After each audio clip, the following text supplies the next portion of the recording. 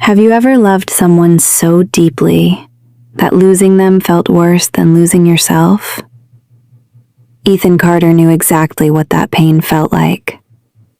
On a freezing October morning, he stood quietly across the street from St. Matthew's Church in Manhattan, watching the woman he had loved for nearly a decade walk through the front doors wearing a beautiful white wedding dress.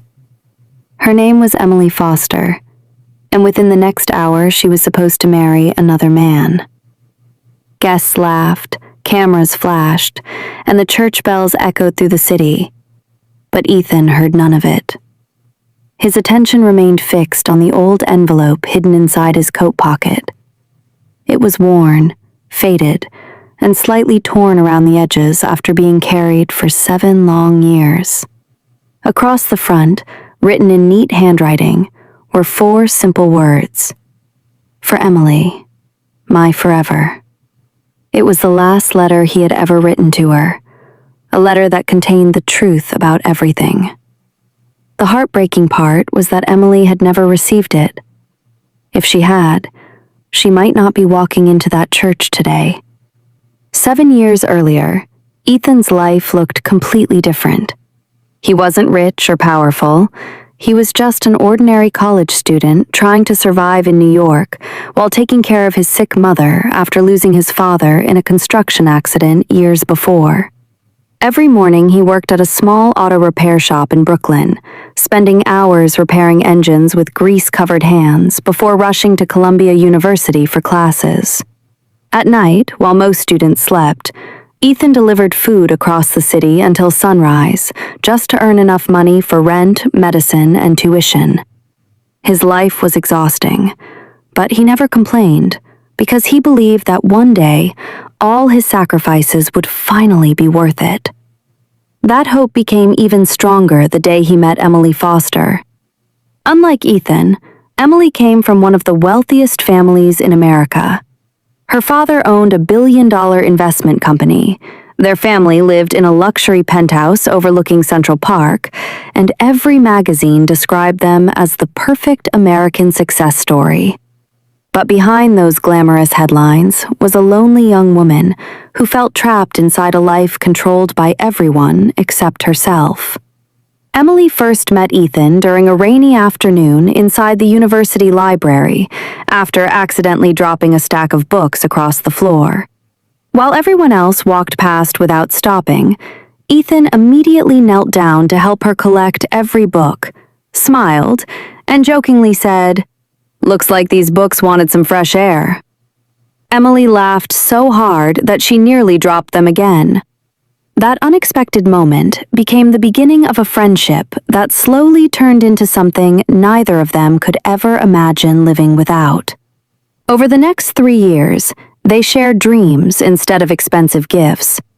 They explored hidden streets across New York, watched sunsets from the Brooklyn Bridge, ate cheap pizza on park benches, and talked for hours about the future they wanted to build together. Emily often told Ethan that she had never felt truly happy before meeting him, because everyone else loved her family name, while Ethan simply loved her. One evening, while sitting beside the lake in Central Park, Ethan held her hand and quietly promised, "No matter how difficult life becomes, I'll always find my way back to you." Emily smiled with tears in her eyes and whispered, "Then I'll spend my whole life waiting for you." Neither of them realized those words would soon become the most painful promise either of them had ever made. A few weeks before graduation, Ethan's mother suddenly collapsed at home, and doctors revealed she needed an emergency heart surgery that cost far more money than he could ever afford. Desperate to save her life, Ethan accepted a mysterious high-paying delivery job offered by a wealthy businessman, believing he was simply transporting valuable antiques between warehouses. He had no idea that one decision would destroy everything he loved forever. For the first few weeks, the job seemed completely harmless. Ethan picked up sealed wooden crates from different warehouses around New York and delivered them to private storage facilities late at night. The pay was unbelievable. In only a month, he earned more money than he normally made in an entire year. Every dollar went directly into the hospital account for his mother's surgery, and for the first time in months, he finally believed everything would be okay. Emily noticed that he looked more tired than usual, and often asked why he kept disappearing every evening. Ethan always smiled and told her he was simply working extra hours because graduation was getting closer. He hated lying to the woman he loved, but he wanted to surprise her once everything was over. He imagined the day he would tell her the truth, show her that his mother had recovered, and ask Emily to marry him with the small engagement ring he had secretly been saving to buy. Unfortunately, fate had already chosen a different ending. One stormy Friday night, Ethan drove his delivery truck to an abandoned warehouse on the edge of Queens. As soon as he stepped out of the vehicle, dozens of police cars surrounded the building from every direction. Red and blue lights filled the darkness, while officers shouted commands through loudspeakers. Before Ethan could understand what was happening, armed men inside the warehouse started running, and several gunshots echoed through the night. Ethan froze in fear. He had never even held a weapon before. Within seconds, police officers forced him to the ground, handcuffed him, and searched the truck. When they opened the crates, they discovered priceless paintings and historical artifacts that had been stolen from museums across Europe and the United States. Ethan tried desperately to explain that he had no idea what was inside the boxes, but nobody believed him. By sunrise, every major news channel was broadcasting his photograph under the headline, "College Student Arrested in International Art Smuggling Case." Emily was eating breakfast when she saw Ethan's face on television. The coffee cup slipped from her hands and shattered across the kitchen floor. She refused to believe what she was seeing. Ignoring her father's warnings, she rushed to the detention center, convinced there had been a terrible mistake. She waited outside for hours, begging the guards to let her see Ethan, but each request was rejected. Inside the interrogation room, investigators explained that the criminal organization had already threatened to kill anyone Ethan cared about if he revealed what he knew. Even though he was innocent, he realized that meeting Emily could place her in terrible danger. Fighting back tears, he wrote one final letter explaining everything. He confessed that he had accepted the job only to save his mother's life, promised he had never betrayed her trust, and begged her to wait until he came home. Before being transferred to prison, he handed the envelope to a correctional officer, believing it would reach Emily the next morning. But the letter never left the building. It was accidentally placed inside an old evidence box, forgotten in a storage room where nobody would find it for years. Outside the prison gates, Emily kept waiting, believing Ethan would eventually explain why he had pushed her away. Days became weeks, and weeks slowly turned into months. The silence hurt far more than the accusations. Little by little, the hope she had held on to began to disappear, and for the first time, she wondered if the man she loved had truly chosen another life over the future they had dreamed about together. Just when she was about to walk away, someone stepped out of a black luxury car and quietly called her name.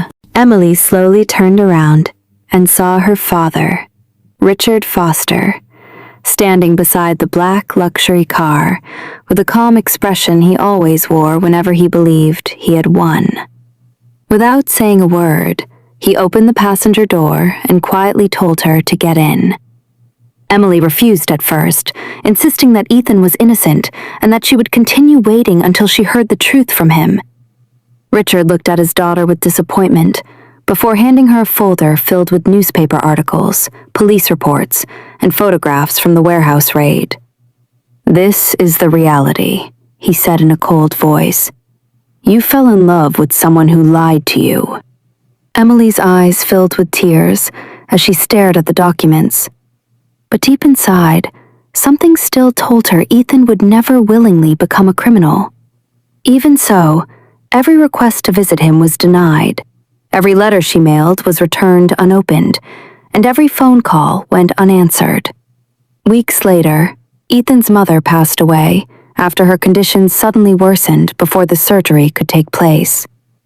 Sitting alone inside his prison cell, Ethan received the heartbreaking news from a prison officer who quietly placed a small box containing his mother's wedding ring and family photographs on the metal table. For the first time in his life, Ethan completely broke down. He blamed himself for everything. If he had never accepted Victor Hale's offer, his mother might still be alive, and Emily would still believe in him. Meanwhile, Richard Foster saw an opportunity to separate his daughter from the painful memories of Ethan forever. He arranged for Emily to move to Boston to help manage one of the family's charity foundations, hoping that distance would slowly erase the young man from her heart. Emily agreed, not because she wanted to leave, but because staying in New York only reminded her of the life she had lost. Before leaving the city, she visited the small park where Ethan had once promised to return to her no matter what happened.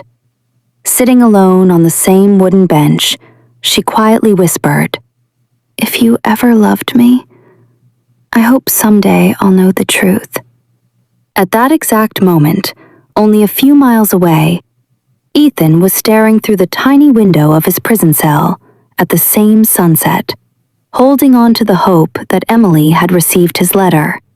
He had no idea it was still locked inside a dusty evidence room, forgotten by everyone. Months turned into years, and the real leader of the smuggling operation, Victor Hale, disappeared without a trace. Ethan spent every day studying law books inside the prison library, determined to prove his innocence one day. Most inmates gave up hope after a few years, but Ethan refused to let his story end behind bars. Every night before sleeping, he repeated the same promise he had once made to Emily. "No matter how long it takes, I'll find my way back to you." What Ethan didn't know was that fate had already begun moving the pieces that would bring the shocking truth into the light. And the first crack in Victor Hale's criminal empire was about to appear in the most unexpected way. Months slowly turned into years, and the world outside the prison walls continued moving as if Ethan Carter had never existed. Every morning began the same way. A loud metal door, a head count, a silent breakfast, and another day filled with regret. Most prisoners counted the days until their release, but Ethan counted the memories he refused to forget. He remembered Emily's laugh when she tried to teach him how to dance, even though neither of them knew the steps. He remembered the little coffee shop near Columbia University, where they always ordered the cheapest drinks because neither of them wanted to spend extra money. He remembered the promise he had made beside the lake in Central Park, the promise that no matter what happened, he would always come back to her. That promise became the only reason he refused to give up. While other inmates spent their free time gambling or arguing, Ethan spent every evening inside the prison library, reading law books, court documents, and criminal investigations. He believed that somewhere inside thousands of pages of legal records was the answer that could prove his innocence. The prison librarian, an elderly man named Walter, noticed Ethan's determination and quietly began helping him search through old case files whenever he could.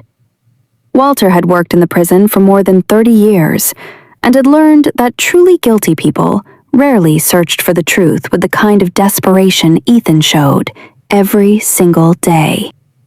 One rainy afternoon, Walter handed Ethan a newspaper article about Victor Hale, the businessman who had offered him the delivery job years earlier. Victor had vanished only hours before the police raid and had never been found. Every witness connected to the smuggling operation either disappeared or refused to testify, leaving investigators without enough evidence to uncover the entire organization. Ethan stared at Victor's photograph for several minutes, before quietly whispering, "He's still out there." At the same time, Emily was trying to rebuild her life in Boston. She worked for the Foster Family Foundation, organizing charity events and helping struggling families. But despite all her success, something always felt incomplete. Every October, without telling anyone, she traveled back to New York and sat alone on the same bench in Central Park where Ethan had once promised they would never be separated. She no longer believed he would suddenly appear, yet a small part of her heart refused to let go. Her father often encouraged her to move on, reminding her that successful people couldn't spend their lives living in the past. Emily smiled politely whenever he said those words, but deep inside, she knew love didn't disappear simply because someone asked it to. One evening, while leaving a charity dinner, she accidentally noticed a familiar face across the street. For just a second, she was certain she had seen Victor Hale stepping into a black SUV before disappearing into traffic. The name hit her like lightning.